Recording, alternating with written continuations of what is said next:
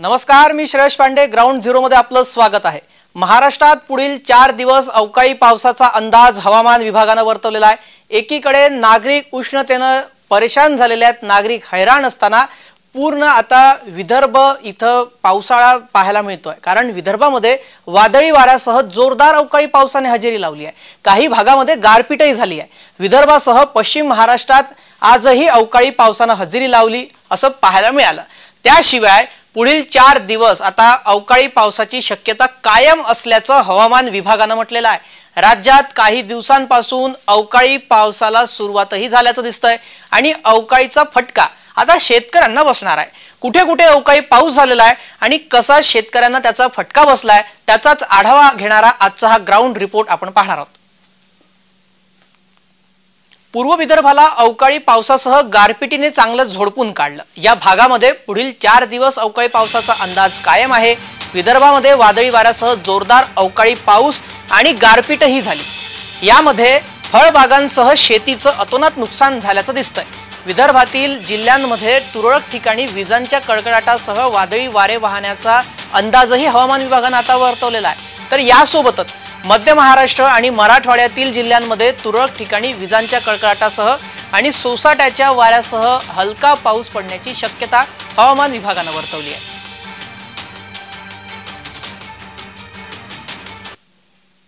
राज्यामध्ये वादळी वाऱ्यासह अवकाळी पाऊस झाला. यामुळे नागरिकांना उकाड्यापासून दिलासा मिळाला असला तरीही मात्र नुकसानच अधिक झालेलं आहे. राज्यातल्या बहुतांश जिल्ह्यामध्ये अवकाळी पाऊस झालेला आहे. त्याची आपण दृश्य पाहतोय. अहमदनगर जिल्ह्यामध्ये अवकाळी पावसाने हजेरी लावली. शिर्डीसह उत्तर नगर जिल्ह्यामध्ये वादळी वाऱ्यासह पाऊस झाला. अचानक पडलेल्या पावसाने नागरिकांची धावपळ उडाली तर कांदा उत्पादक शेतकऱ्यांची चिंता वाढली. नाशिकच्या कळवण तालुक्यामध्ये देखील वादळी वाऱ्यासह अवकाळी पावसाने जोरदार तडाखा दिला. वादळी वाऱ्याने अभोणा येथील कांदा व्यापाराचं नुकसान सुद्धा झालं आणि कांद्याच्या शेडची पडझड सुद्धा झाली आणि शेकडो क्विंटल कांदा पावसात भिजला. लाखो रुपयांचं नुकसान झालं. सुदैवानं मोठी जीवितहानी इथं झाली नाहीये. मात्र राज्यामध्ये ठिकठिकाणी कोणकोणत्या जिल्ह्यामध्ये पाऊस पडला त्याची आपण दृश्य पाहतो.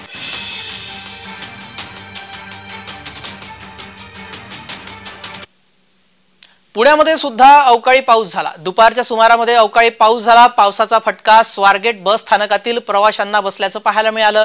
स्वारगेट बस स्थानकामध्ये पावसामुळे मोठ्या प्रमाणात पाणी साचलं आणि यामुळे अनेक एसटी बस पावसाच्या पाण्यामध्ये अडकलेल्या पाहायला मिळाल्या.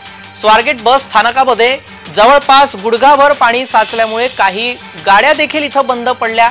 त्यामुळे त्या भागामध्ये काही काळ प्रचंड वाहतूक कोंडी सुद्धा निर्माण झाली होती.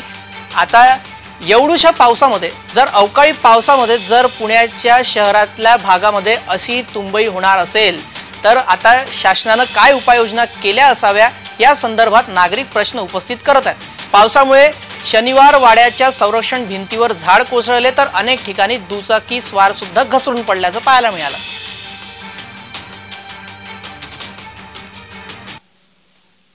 छत्रपती संभाजीनगर जिल्ह्यामध्ये अवकाळी पावसामुळे हाहाकार उडाला. वादळी वाऱ्यामुळे घराचे पत्रे उडाले तर घरांची भिंत कोसळल्याने एका मजुराचाही मृत्यू झाल्याची बाब उघडकीस आली. तसंच शेतामध्ये वीज पडल्याने एका बैलाचाही मृत्यू झाला. ठिकठिकाणी राज्यामध्ये अशाच बातम्या पुढे येत आहेत.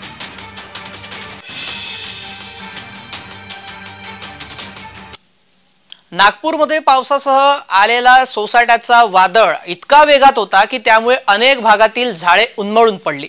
नागपूर शहरामध्ये सिव्हिल लाईन्स आणि गंजीपेठ येथे झाडे कोसळली. अनेक ठिकाणी झोपड्यांच्या छतावरील टीन उडाल्याच्याही घटना घडल्या. होल्डिंगवरचे टीन आणि कापडाचे बॅनरही फाटून हवेत उडाले, ज्यामुळे विजेची तारे तुटल्याने काही भागामध्ये वीज पुरवठा देखील खंडित झाला होता. उत्तर आणि पूर्व नागपुरामध्ये गाराही पडल्या.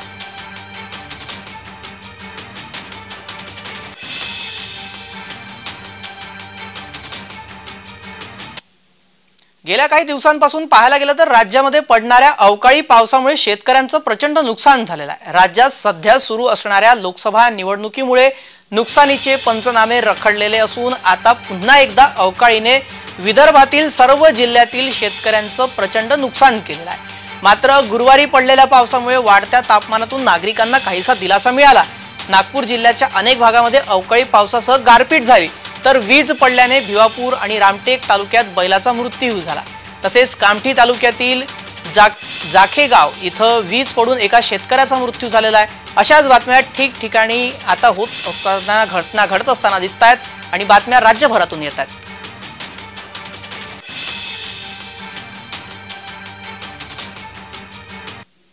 मे महिन्याची कडकडती ऊन असताना सुद्धा जे आहे नागपुरात पावसाने जी आहे हजेरी लावली आहे आणि अवकाळी पावसामुळे जे नागपूर शहर म्हणा किंवा नागपूर ग्रामीण म्हणा इथे जो काही अवकाळी पावसाचं जे नुकसान झालेलं आहे त्या संदर्भात आपण नागपूर ग्रामीण भागात आलेलो आहोत। इथले जे कास्तकार आहेत ते आपल्या सोबत आहेत, त्यांच्या शेतात जे नुकसान झालेलं आहे त्या संदर्भात आपण त्यांची माहिती घेत आहोत।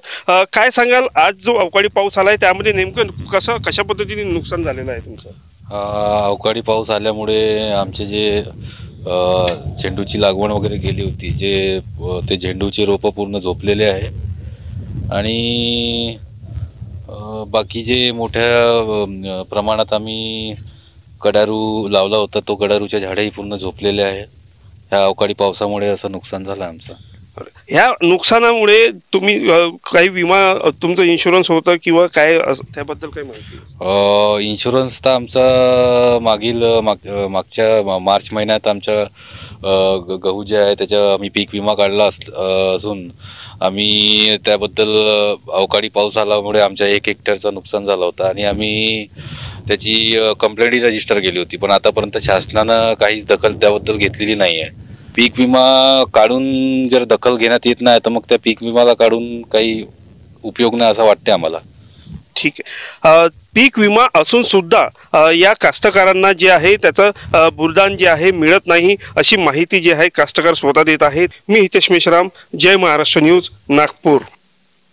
राज्यातील विविध जिल्ह्यांमध्ये जोरदार पावसाने हजेरी लावलेली आहे। या अवकाळी पावसाचा सर्वाधिक फटका धान पिकाला बसणार आहे।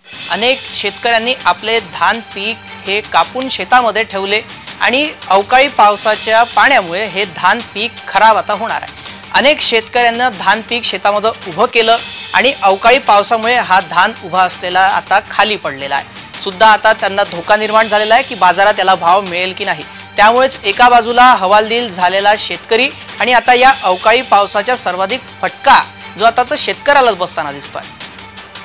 या संदर्भात आढावा घेतलेला आहे आमचे प्रतिनिधी राकेश रामटेके यांनी, पाहूयात। गोंदिया जिल्हा आणि अवकाळी पाऊस हे जणू आता समीकरण जुळले आहे की काय अशी परिस्थिती गोंदिया जिल्ह्यामध्ये दिसून येत आहे। आपण पाहू शकता की गोंदिया जिल्ह्यामध्ये आज सकाळपासूनच ढगाळ वातावरण आहे आणि जोरदार पावसाची शक्यता गोंदिया जिल्ह्यामध्ये वर्तवण्यात येत आहे।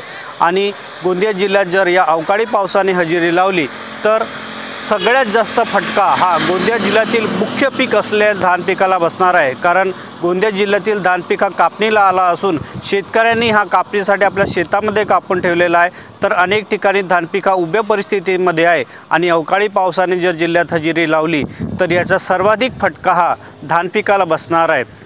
एका बाजूला शेतकरी हवालदिल असताना पुन्हा या अवकाळी पावसामुळे शेतकऱ्यांना मोठा फटका बसणार आहे आणि शेतकऱ्याचे आर्थिक नुकसान होणार आहे। राकेश रामटेके, जय महाराष्ट्र न्यूज, गोंदिया।